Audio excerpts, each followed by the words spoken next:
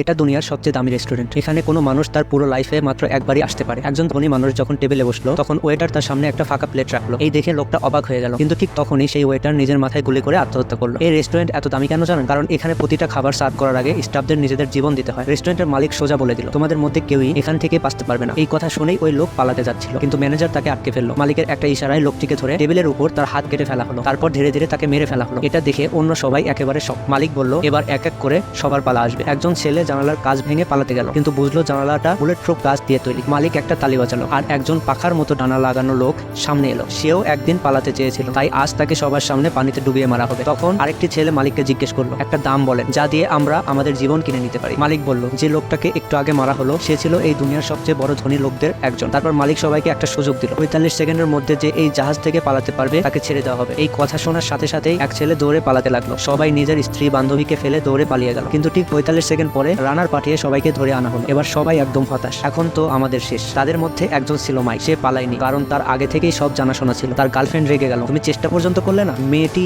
অজুহাত দিয়ে বলল টয়লেটে যাবে, আর চলে গেল গেস্ট রুমে। সেখানে আগেই রাখা ছিল একটা ওয়্যারলেস ফোন। সে সাথে সাথে পুলিশকে ফোন করে সাহায্য চাইল। কিছুক্ষণের মধ্যে কোস্ট গার্ড আর পুলিশ এসে গেল। হোটেলের মালিক সবাইকে বলল, যদি কেউ একটা শব্দ করে আমি 1 সেকেন্ডেই সবাইকে মেরে ফেলবো। পুলিশ এলো, কিন্তু সবাই মালিকের ভয়ে চুপ করে বসে রইল। ঠিক তখনই এক পুলিশ অফিসার এক ফিল্ম স্টারকে দেখে অটোগ্রাফ চাইল। স্টারটা খুব ক্লেভার ছিল। সে অটোগ্রাফের জায়গায় সেই কাগজে লিখে দিল, প্লিজ হেল্প আস।